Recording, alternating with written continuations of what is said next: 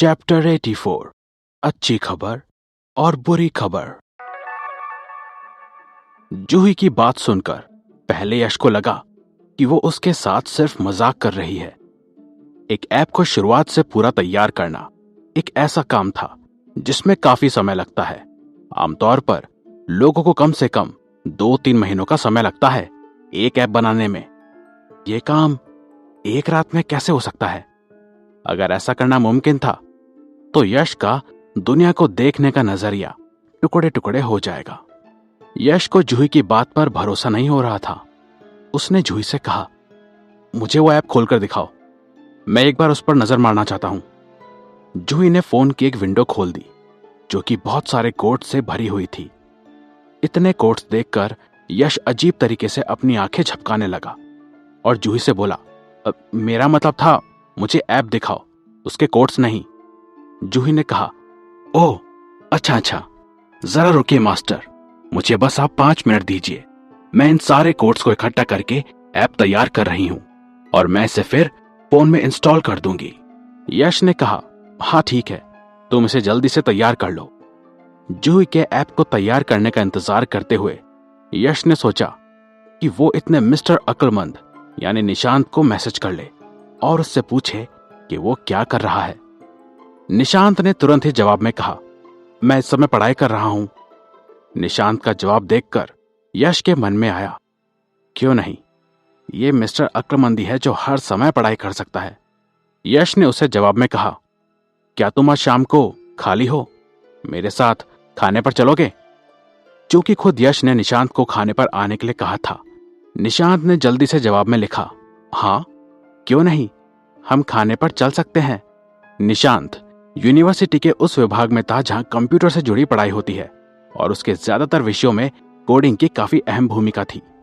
तो यह जायज था कि उसे कोड्स की काफी जानकारी थी, यहां तक कि वो आर्टिफिशियल इंटेलिजेंस के बारे में भी पढ़ाई कर रहा था, इसलिए शायद उसे ऐप बनाने के बारे में भी जरूरी बातें मालूम होंगी। असल में यश चाहता था कि निशांत एक बार जूही के ऐप के लिखे हुए कोड्स को देख ले और उन पर अपनी राय दे।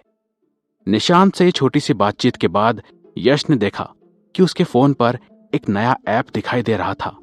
ऐप के आइकन पर एक बड़ी सुंदर और प्यारी सी लड़की की तस्वीर बनी हुई थी जो कि शायद जूही की खींची हुई सेल्फी थी। तभी यश को जूही का मैसेज आया जिसमें उसने कहा, अब ये ऐप तैयार है मास्टर, आप इसे देख सकते हैं। यश ने उस ऐप पर टैप किया और आश्चर्य से वो ऐप काम करने लगा। वो ऐप बिल्कुल वैसी थी जैसी यश को चाहिए थी। उसमें नौकरियों की सूची बनी हुई थी। एक नौकरी पर टैप करने पर वो खुल जाती थी और उसकी सारी जानकारी उसके नीचे आती थी, जैसे कि नौकरी का नाम, तारीख, समय, तनख्वाह और बाकी जरूरी जानकारी। इसके अलावा उसमें सबसे जरूरी नौकरी स्वीकार करने का नीचे बटन था। ये जानने के लिए कि आगे क्या होगा, यश ने उस बटन को दबाया और वहां से वो ऐप उसे खुद को रजिस्टर करने के लिए एक पेज पर ले गया। ये देखकर यश ने आगे खुद को रजिस्टर करके अकाउंट बनाने की कोशिश करी, लेकिन वो नाकाम हो गया। इससे पहले कि यश जूही से कुछ कहता, खुद ही जूही का मैसेज आया, मास्टर, आप अभी इंटरनेट के सर्वर से नहीं जुड़े हैं, इस वजह से हमारा ये ऐप बस एक खाली अलमारी की तरह है, आप अभी इस ऐप का इस्तेमाल नहीं कर सकते हो। इंटरनेट और कोडिंग जैसी चीजों के मामले में यश को बहुत कम ज्ञान था। यश ने अगला सवाल ऐसा करा जिससे उसकी मौजूदा जानकारी के बारे में साफ दिख गया।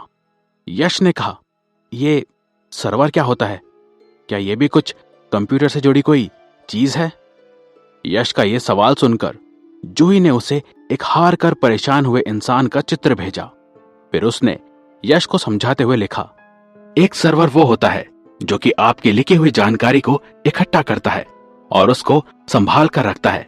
जैसे एक इंसान के लिए उसका दिल जरूरी होता है, वैसे ही सर्वर हमारे ऐप का दिल है।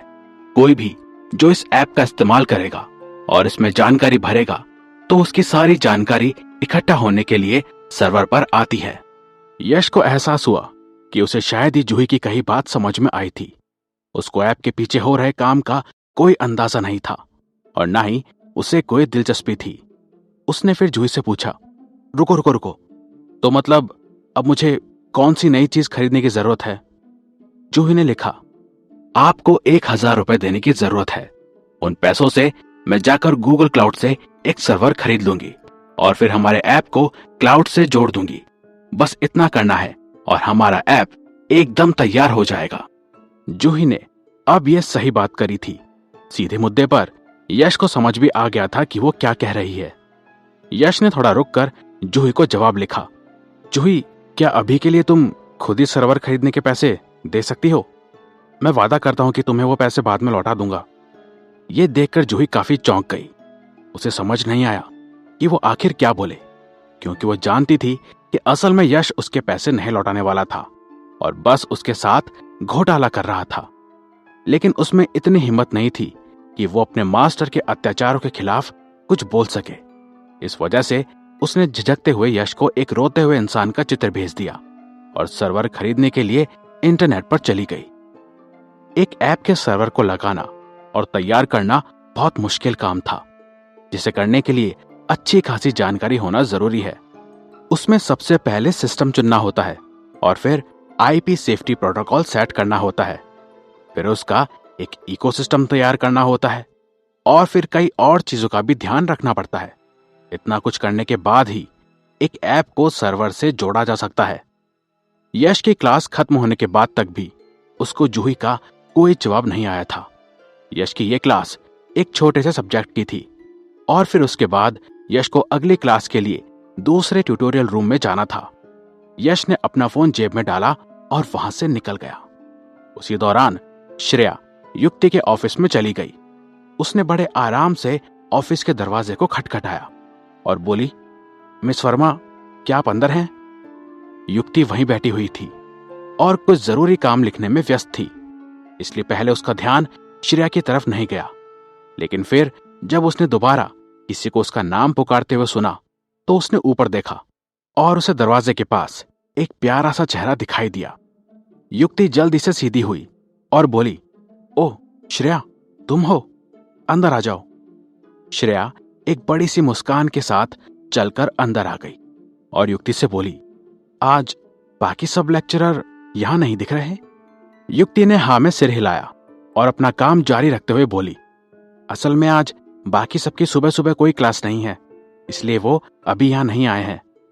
ये बोलने के बाद युक्ति ने अपने काम को रोक दिया और श्रेया की ओर देखते हुए बोली, क्या तुम्हें किसी से कोई जरूरी काम है या फिर मेरे मनपसंद TV serial game of thrones के 8वें सीजन का कोई नया एपिसोड आया है?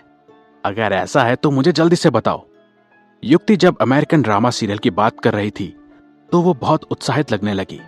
इस बात में अब कोई शक नहीं था कि उसने इंग्लिश के एग्जाम में उन पर आधारित सवाल क्यों डाले थे। श्रेया ने नाम में सिर हिलाया और बोली, नहीं नहीं, वो बात नहीं है। असल में मुझे मिड टर्म के एग्जाम के बारे में बात करनी थी। मैं यहाँ पर उसके रिजल्ट के बारे में पूछने आई थी। युक्ति ने अपनी आंखें श्रेया की आंखों पर टिका ली और थोड़ा शर्मिंदा होते हुए बोली, ओह, तुम मिड टर्म के एग्जाम की बात कर रही हो। चूंकि वो दोनों एक दूसरे के काफी करीब थे, इसलिए युक्ति ने उससे कुछ नहीं छिपाया और बोली, मैंने तुम्हारे एग्जाम का रिजल्ट देखा, तुम पूरी क्लास में अव्वल आई हो। श्रेया सच में चौंक गई और वो बोली, क्या सचमुच मैं अव्वल आई हूं? हमेशा से ही श्रेया इंग्लिश के सब्जेक्ट में काफी अच्छी रही थी, लेकिन वो सबसे अच्छी नहीं थी। वो क्लास में ज्यादा से ज्यादा तीसरे नंबर पर आती थी और मुश्किल से कभी कभी ही अव्वल आती थी। युक्ति हां बोलकर सिर हिलाने लगी। फिर उसने श्रेया को बैठने के लिए कहा और बड़े प्यार से बोली, मुझे तुमसे कुछ पूछना है। असल में मुझे किसी चीज पर तुम्हारी राय चाहिए। श्रेया की बड़ी बड़ी गोल आंखें जिज्ञासा से भर गई। उसने युक्ति से पूछा, मिस वर्मा, क्या बात है, मुझे बताइए। युक्ति ने अपनी आवाज को और धीरे करके बोला, इस मिड टर्म के एग्जाम में सिर्फ और सिर्फ 3 ही लोग पास हुए हैं, बाकी किसी के भी पास होने लायक नंबर नहीं आए। यह सुनकर श्रेया एकदम चौंक गई और उसका मुंह खुला का खुला रह गया। उसने युक्ति से पूछा, क्या वाकई में? ऐसा कैसे हो सकता है? एग्जाम इतना भी मुश्किल नहीं था। युक्ति थोड़ी परेशान दिखने लगी और उसने कहा, मैं भी इस बात पर विश्वास नहीं करना चाहती हूं। पर यह बात सच है। श्रेया, क्या तुम्हें लगता है कि मेरे लेक्चर बोरिंग और बेकार होते हैं? क्या इसी वजह से कोई स्टूडेंट मेरे एग्जाम में अच्छे नंबर नहीं ला पाया? श्रेया ने ना में अपना सिर हिलाया और बोली, नहीं नहीं, ऐसी कोई बात नहीं है। असल में तो आपके लेक्चर बहुत मनोरंजक होते हैं। मुझे वाकई में आपके इंग्लिश लेक्चर सबसे ज्यादा पसंद है। युक्ति ने फिर से अपनी आंखें श्रेया की आंखों पर टिका ली। उसे श्रेया पर भरोसा था कि वो लड़की झूठ नहीं बोल रही थी। इसके अलावा एग्जाम के रिजल्ट को देखकर ऐसा लग रहा था कि पूरी क्लास में शायद दूसरे इंसान श्रेया ही थी जिसे अमेरिकन ड्रामा सीरियल पसंद थे।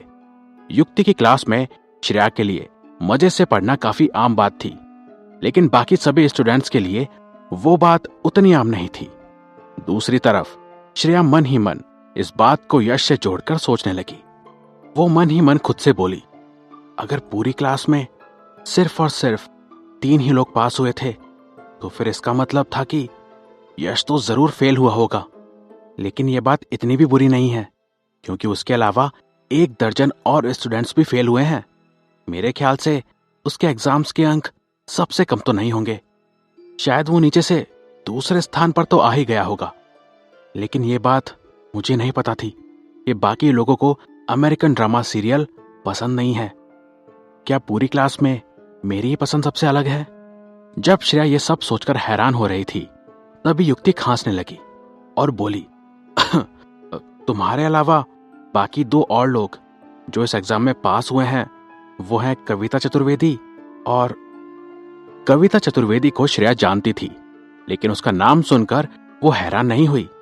कविता चतुर्वेदी एक बहुत मेहनती लड़की थी और यहां तक कि वो पढ़ाई में शायद मिस्टर अक्लमंद यानी निशांत जितनी अच्छी थी, जो कि हर समय पढ़ाई करता रहता था। लेकिन बदकिस्मती से 1% प्रतिभा 99% मेहनत से ज्यादा जरूरी थी। इस वजह से निशांत के बारे में सब जानते थे।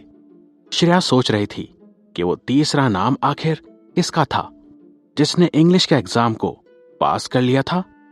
क्या वो असीस कौर थी या फिर सैवांग बोध था? लेकिन जब उसने युक्ति के मुंह से आखिरी नाम सुना तो वो वहीं जमी की जमी रह गई। युक्ति ने अपनी बात पूरी की और यश शर्मा। श्रेया को ऐसा झटका लगा कि वो उछल गई और नुकीली आवाज में जोर से बोली, यश शर्मा? यह कैसे हो सकता है? युक्ति ने कहा, हां, यश शर्मा। यश ही वो तीसरा इंसान है जो कि इस एग्जाम में पास हो पाया है। इसके बाद हैरानी में श्रेया का दिमाग एकदम हिल गया। उसे बड़ा अजीब लगने लगा। श्रेया को कोई अंदाजा नहीं था कि उसके आसपास क्या हो रहा है, कौन आ रहा है, कौन जा रहा है। वो कैसे अपनी क्लास तक पहुंची थी, वहां पूरे समय क्लास के लिए कैसे बैठी थी। उसका दिमाग तो बस इसी बात में फंसा हुआ था कि यश के इंग्लिश के मिड टर्म एग्जाम्स में अच्छे नंबर आए थे और वो सबसे अव्वल नंबर के 3 स्टूडेंट्स में से एक था। श्रेया के लिए यह मानना बहुत मुश्किल था कि यश उस सब्जेक्ट में पास कैसे हो सकता था जिसमें वो हमेशा से बहुत कमजोर था। वो जानती थी कि यश को इंग्लिश बिल्कुल भी पसंद नहीं थी। अपने ख्यालों और सवालों के बीच श्रेया खिड़की के बाहर देखने लगी। आसमान में देखकर उसे एहसास हुआ कि अभी भी सूरज पूरब से ही निकल रहा था, यानी ये कोई चमत्कार ही था। अपनी क्लास पूरी हो जाने के बाद श्रेया तुरंत ही यश के पास चली गई। उसके चेहरे पर झिझक और दुविधा साफ नजर आ रहे थे। उसने यश के पास जाकर उससे सीधा कहा, यश, मेरे पास तुम्हारे लिए एक अच्छी खबर है और एक बुरी खबर है। तो तुम इन दोनों में से कौन सी पहले जानना चाहोगे, अच्छी या बुरी? यश ने ज्यादा सोचने में समय बर्बाद नहीं करा और तुरंत ही बोला, श्रेया, मैं सबसे पहले अच्छी खबर सुनना चाहूंगा। अब बता भी दो। यश के चुप होने के एक ही पल में श्रेया उत्सुकता और तेजी से बोली, तुमने इंग्लिश के मिड टर्म के एग्जाम को पास कर लिया है और तो और तुम पूरी क्लास के 3 सबसे अव्वल स्टूडेंट्स में से एक हो। तुम्हें बधाई हो। यह सुनकर यश कुछ नहीं बोल पाया। वो हैरानी में पुतला बनकर खड़ा था और उसके मन में बस एक बात आई, अरे नहीं, ये तो बहुत बड़ी गड़बड़ हो गई।